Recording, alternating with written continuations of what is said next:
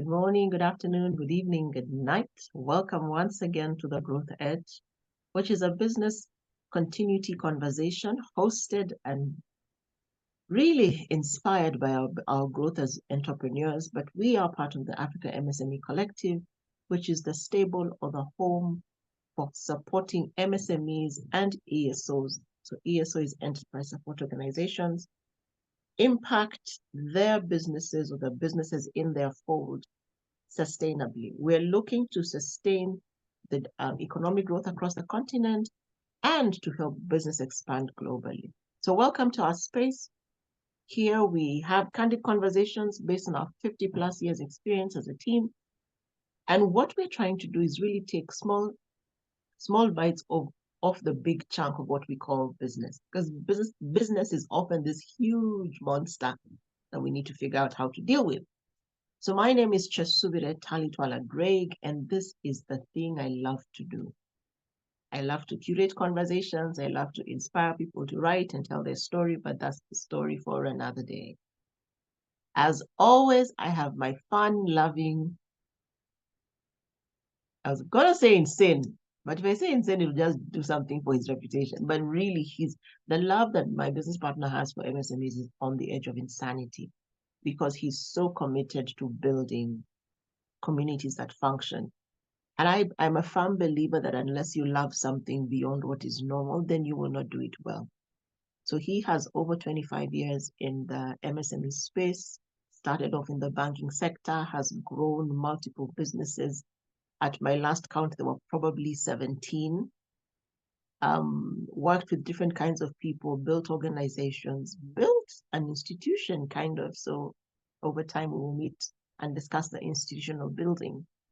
But as always, on the hot seat today, we have Joe Mukoko, who is co-founder at the African MSME Collective with me. And we'll be having a very interesting conversation. So Joe, I know usually I give you time to introduce yourself, but there are things you don't say. That's why I chose to introduce the way I did this morning. So karibu sana. Kyesubire, thank you very much. You've said 25 years. I was adding my age and then just thinking maybe I am still a Gen Z, but it is okay. You are not. I'm not a Gen Z. And then when you talk about where the journey started, it's taken me back to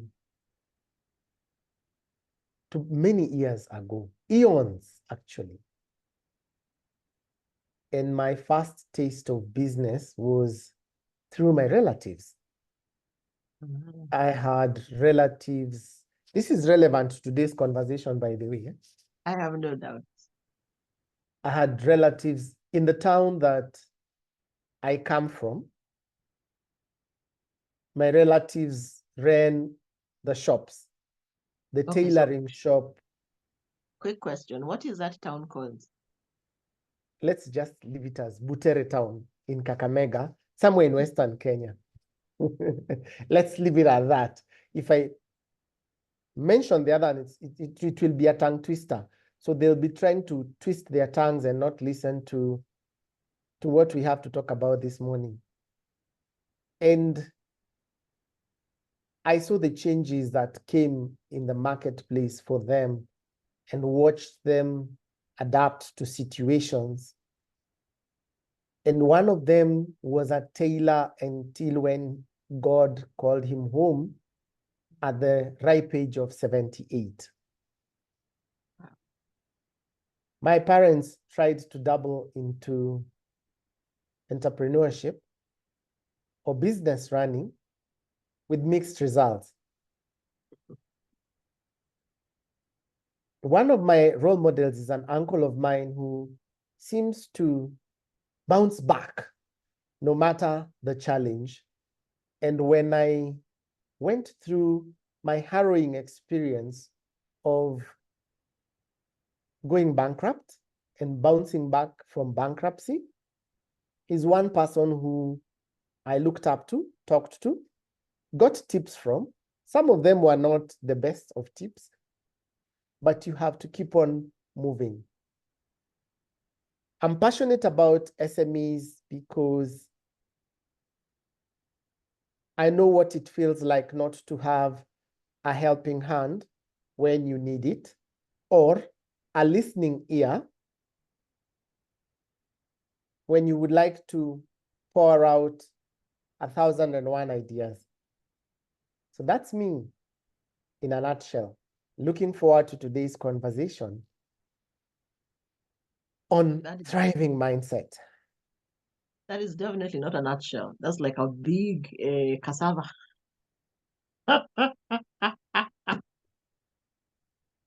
What I like about the story you have shared is it segues so perfectly into what we're discussing. In business, I will say it in Kiswahili, then translate. Kuna panda shuka.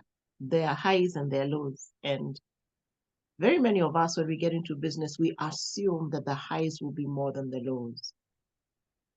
I actually think sometimes the highs and the lows are the same number, but the depth in the difference is almost indescribable. It's like being at the top of Mount Kenya today and then dropping straight to sea level. Sometimes there are no cushions, and you drop and you hit hard. And what I want us to discuss today, which you've already mentioned, is the Thrive mindset. Because the Thrive mindset is what will keep us going and keep us bouncing back every time. So what is the Thrive mindset, Joe? How would you define it? Thank you for that question, Kyesubire. The journey of each business owner or SME owner or company owner or corporate owner, depending on the definition the business person wants to use, is individual. Your growth curve and my growth curve cannot be the same. My challenge curve, your challenge curve cannot be the same. And therefore, a Thrive mindset are the mental frameworks that an individual, a business owner, SME owner, builds that will encourage them to focus on growth, adaptability, innovation, and resilience. A framework, mental framework that will encourage them to focus on growth, adaptability, innovation, and resilience. You've rightly put it that there are always highs and lows. How do you embrace these challenges? How do you learn from these challenges and still maintain a focus of growth for your business? Back to you, Kyesubire. I like what you've said.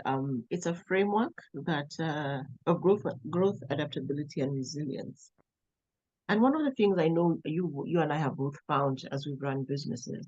For the record, I am on business number 5 and 6, and the reality is that we fall many times. And earlier we're talking about the Japanese proverb Nana Korobi Yaoki, which simply translates to you fall down 7 times but get up 8. And the thing I see many of us having to conquer as business owners is fear. The fear of failure. You talked about bankruptcy, the fear of bankruptcy, the fear of shame. Many of us go into business and your parents are like, don't come back here if it doesn't work. I remember many times being told, why don't you just get a job? And in my family, I am the first in our nuclear, my birth family. I was the first to venture into business. I've been at it longest. And it's been rough. It's been really rough. But the times that have been good have been really good. But let's look at what do we get out of this Thrive mindset? How does it add value to our lives? More like simple terms, benefits. But I like to think of add value because If it's a framework, as you have said, then it means that it's something I can repeatedly go back to. Because you said it's a framework that entrepreneurs build. So does that mean my framework will be different from yours? Absolutely. But how does this framework benefit me? What are like 3 or 4 things that it adds into my life as a business owner? Thank you, Kyesubire. The first one is enhanced self-awareness.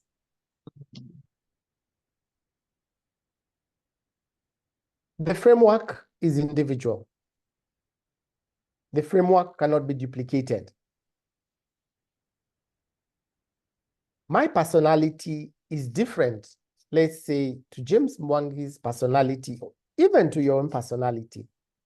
Absolutely. And how we respond to changes is important. Key denominator is we all need to respond to change one way or the other.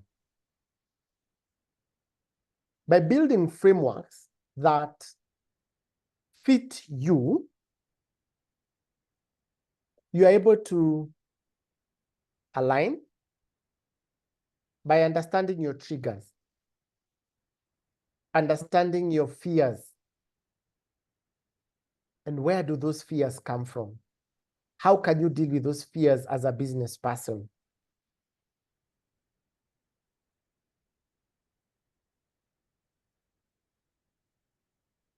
How will you overcome those situations? And how do they make you a better person? An improved version of you. So if it was Joe version 2.0 10 years ago, it is now Joe version 20.0. I am able to understand that in situations, this is how I respond.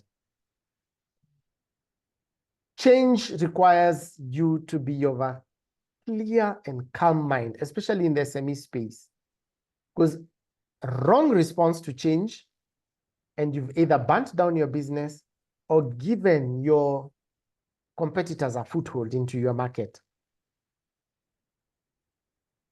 Secondly, a key benefit of having a Thrive mindset is sustained growth. We learn from the setbacks, we learn from the challenges, we learn from the obstacles. Go back, look at what are our objectives, what do we need to do to move to get to where we would like to go.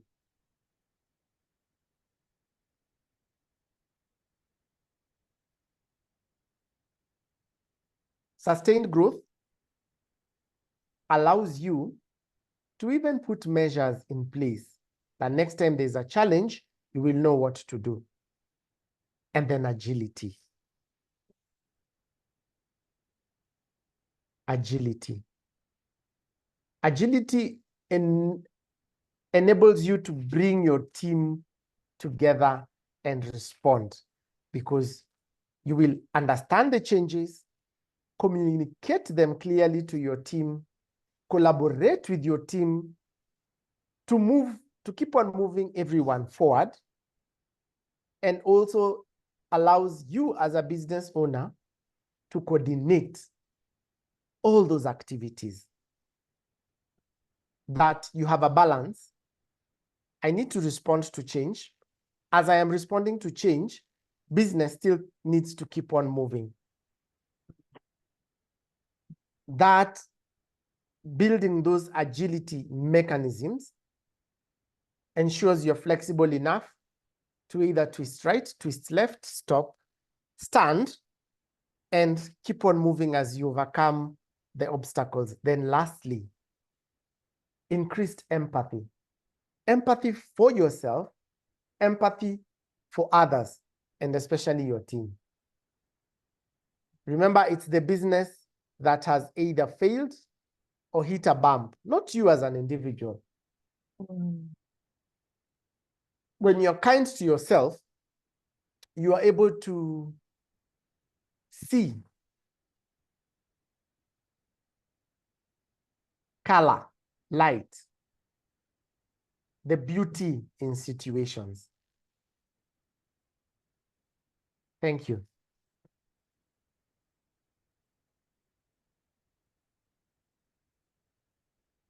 I like that. Increased self-awareness, sustained growth, agility, and empathy. And I believe many times as business leaders, empathy is a thing we don't have. You know that one of, I got here before you, where were you? I was listening to Gary Vaynerchuk one day and he said, don't ever expect your teams to be as committed as you because the business is yours. Expect them to give the best of their ability in the environment you've built for them. I was like, whoa. So at the end of the day, it's me. That's why the Thrive mindset is so important. But quickly, Joe, we're talking about frameworks that each of us deploys based on our personalities and our business sector and the needs of our clients and all that. We talked about the benefits, and I hear the question often, but how do I move from where I am to the Thrive mindset? How do I move, from how I've always thought to this bigger way of thinking that we're challenging people to do? Do you have a couple of tips for us on that? A couple of pointers. Thank you, Kyesubire. And I like that quote. That quote is by who? What did you call that gentleman or lady? Gary Vaynerchuk. Gary V. Okay, by Gary. That It's our called Gary teams, V. yeah, by Gary. Gary made a very important point. Okay.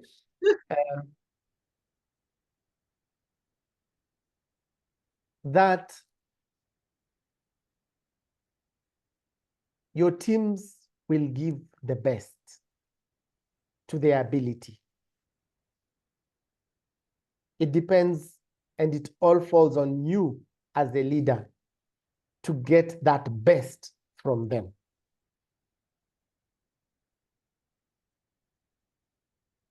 The first and most important point is practice honesty with yourself as a business owner or SME owner or a corporate mogul or a CEO, or I don't know what else someone will choose to call themselves, or a tribe leader. Practice honesty. It has happened, it has happened. Accept that this is the current situation, not the final situation, the current situation. When you accept it as the current situation, then you're able to move to the next point, which is you will evaluate and see what went wrong, assess for opportunities in this challenging situation. There are always opportunities.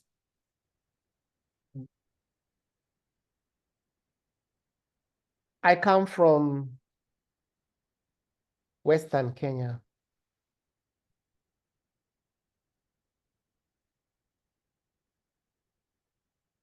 There are times the traffic between Nairobi and Nakuru comes to a standstill. And vehicles don't move for even hours on end. In days. Now, the small business owners on the road have devised ways and systems. We are not selling because traffic has stopped. How are we going to move? They bundle their wares into smaller portions, carry those wares, and figure out the safest place to sell the wares in traffic. There is always an opportunity in every situation. You need to evaluate. Assess, then select. Where will I play? Do I have the resources? And how fast will it move me? After you select, you don't just take a chill pill. As Gordon said, your team will only give the best based on what your definition of that best is, or how you show them to be able to give their best. After selecting your course of action, take action. Select the course of action, then take action. Take action. When you're taking action, it allows you to iterate. Okay, I am carrying 20 bundles or 20 oranges in a bundle. When I have gone to see what those in the vehicles want, they want the oranges in smaller bundles. I am able to quickly go back, change my bundles again, and repackage. Taking action allows you to iterate. Then make it a habit. Make it a habit. As you said, highs and lows will always be there. Where do we stop?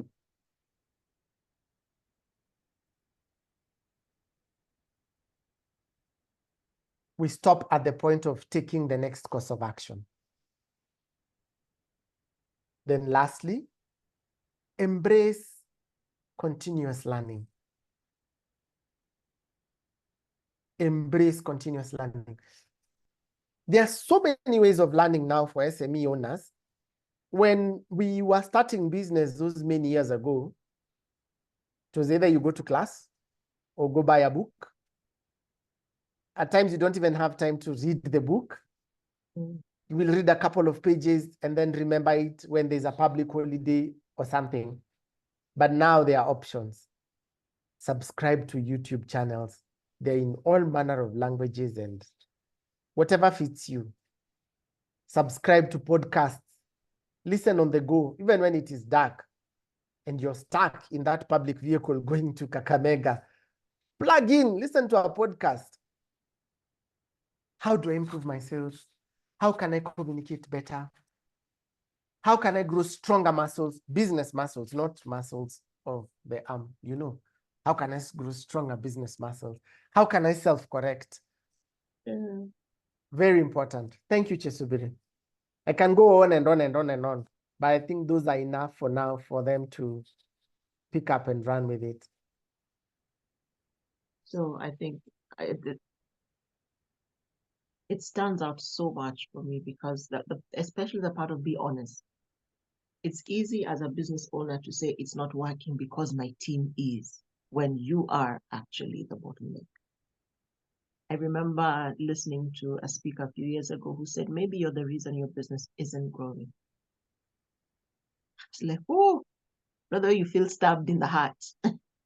I felt stabbed like dead center in the heart. Because I'm like, what do you mean it's my fault? I'm putting down the money, I'm building the team. But then when I sat down and I honestly evaluated myself, I have the problem. Because you have expectations of your team, but I hadn't equipped the team to deliver to that level. And it took me back to, I had a team member a few years ago, quite a few years ago, when I was still running the event business. And we were going through a few hard times financially. So what I learned to do is to sit down and tell him, okay, I sat down and I said, this is what our monthly spend is. So if we don't make this a month, don't disturb me for your salary, but I will find it. And then he asked, how do we ensure that we have money every month? So now we built a system. I had thought about it. So I was like, every job we do, X, we must make X percentage. So every job we did, we had to, depending on the size of the job, the big ones, we needed to make enough to run for 3 months. On the smaller ones, we needed to meet at least X amount. So we structured it that way.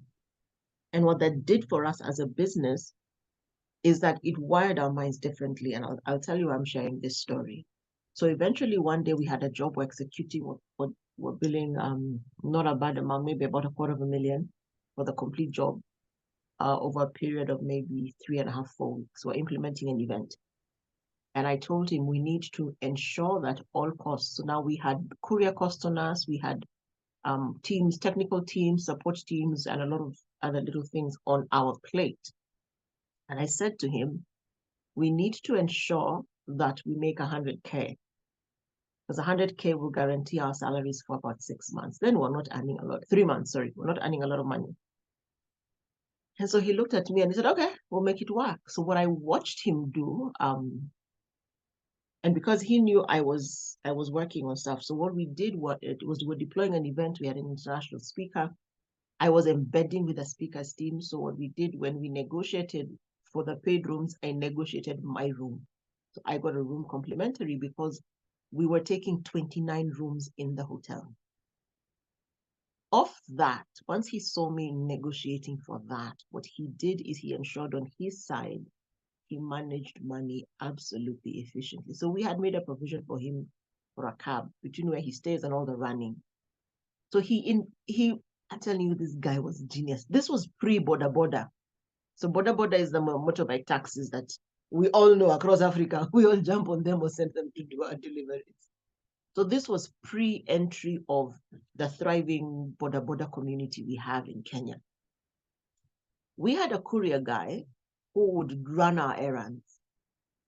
We had an allocation in the budget for maybe 4 or 5K a day on transport, so he can take cabs here and there. He knew the courier guy was his neighbor, not exactly next door neighbor, but same locality. This guy saved me 15 G's, 15,000 shillings on our transport cost by striking a deal with the courier guy and said, I will pay you 2,000 shillings a day and you become my driver and my delivery guy. Because all I said was blanket, this is what we need to make. I told him to make 100,000. And then he went and he managed my other team members because he now was handling technical teams, suppliers, all those things he was handling, guys. He negotiated everybody to a fair rate, but that rate gave us a bigger margin. So at the end of the day, we actually made 150K. Now, that guy, I will deny myself a salary to have that guy in the team. But you see, as a leader, I must demonstrate that I am willing to go the extra mile. And so our days were long because you're embedded, you're doing events, late night events. So we would have early morning events, and we were running, here for those of us who are not Kenyans, we run M-Pesa pay bills. So you pay by mobile money and you can get a back end report. This was the very original pay bills. This was in early, like 2013, somewhere there. So we had a cutoff that if you paid by midnight, then you paid X amount. So then in the evening, I'd get online, download that list, he'd be at my hotel at 5 o'clock in the morning, pick the staff, go run the event. By the time we get there, tallies are being done. And by the time we leave, I leave with my laptop with a written report of how much income has been made at the door, how much has been submitted to the till, including the confirmation messages and everything. So I live with a full picture of what we have made. And the question always goes, will you be able to bank? I'm like, no. You call your guy, go to the bank, send me a picture of the deposit slip. And the thing why I insert this in the Thrive Mindset conversation, for as long as we worked together and as long as I was in the business, because I eventually moved out to other things, that became the model of work. Guys, this is how much we need to make. I will always ensure you get your salary, but this is how much you need to make on a monthly basis. And what I found, because we know what we're working towards, if we don't make enough on this job, on the next job, the team would look for the way to make what we need to make. And so I believe the Thrive mindset cannot be carried only by me as the business owner. I must pass it on to my team. So when you talked about be honest with yourself, evaluate, assess, it just spoke to me of the fact that we must make the Thrive mindset habit. We must make action a habit, because the Thrive mindset is action. It's about growth, adaptability, resilience, which is all taking the right action. So if you could leave the business owners with one thing, what would be the one thing they need to do today, immediately?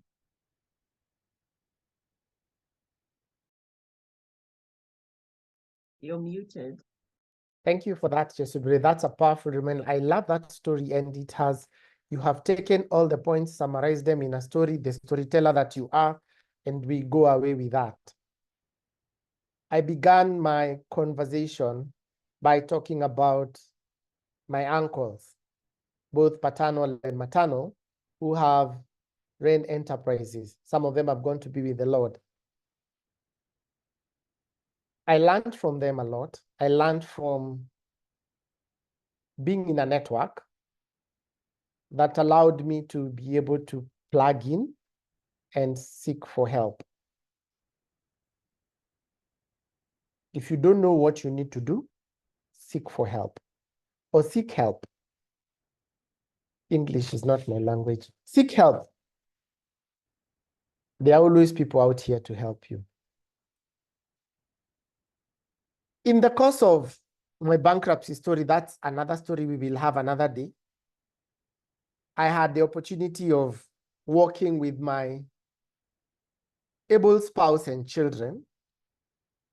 This always stays next to me. I got it today because we were talking about resilience. And it has a saying, success is the ability to go from one failure to another with no loss of enthusiasm. It has my hot water, and it always stays next to me. A powerful reminder that you have chosen this path as an entrepreneur to walk.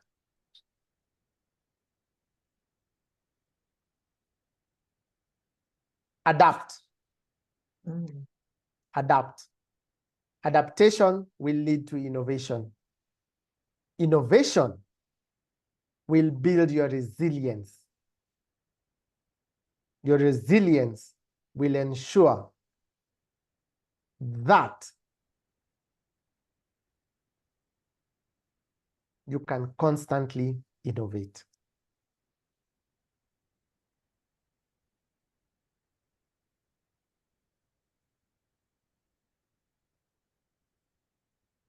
As you said, business ni panda na shuka, ama highs and lows. And that is what I leave them with. I believe in the power of the SME owners. Their creative minds, their juices that they ooze into the economies and across the world, they pour those juices out, and we have amazing cottage products, some that become huge global businesses. Success is the ability to go from one failure to another with no loss of enthusiasm. A Thrive mindset will ensure that your enthusiasm remains. Thank you. Over to you. I love that. Adapt, innovate. The adaptation builds innovation, innovation builds resilience, and resilience helps you to thrive. Thank you for joining us today. It's been a pleasure to have this conversation. And as Joe says, we will keep coming back. I think, Joe, we need to do that bankruptcy conversation soon. Because kindly alert me so that I can have my handkerchiefs and I think like 2 liters of water next to me. I will give you notice when we bring it. That was a season. It was rough. I know it was Let rough. me just say that was a season. I think we all have our stories like that. You know, I do have an almost auction story, right? Did I ever tell you that one? I do. Yes, you did. I think we need to begin to actually tell those stories because, and I said this to one of the young people I work with, just because you see me smiling every day doesn't mean everything is working perfectly, but I choose to keep moving on. So our inspiration to you, our call to you, Our ask to you today is keep moving. If it is not working, shift it. But the ability to move from success to success without, after failure and failure, without the loss of enthusiasm really is what we must develop. Thank you for joining us at the Africa MSME Collective. This has been the Growth Edge, where we give you the tips and tricks to build a sustainably successful business. Whether you're a micro, you go to a small, from a small, you go to a medium, and our prayer is that many more African businesses will indeed become global corporates. Because when we become global corporates, we change the world. If you're not at the table, you are on the menu. So this is an opportunity for us as the African continent to build our own table. We don't need to be at anybody's table. But we cannot build a table and thrive at our table if we're not building sustainably successful business. That's the end of it for this show from us at the African MSME Collective. My name is Kyesubire Greg, and it is a pleasure to help you grow and build your business. Don't forget to follow us on the channel, subscribe to the channel. If you have any questions, please just drop them right there in the comment section and hit the notification button so that every time we put up a video, and we put up a couple every month, be sure to watch them. And let us know which one has helped you the most and how you have grown. That's us at the African MSME Collective saying kwaheri, au revoir, see you, have a fantastic rest of your day wherever you are. Thank you, Kyesubire.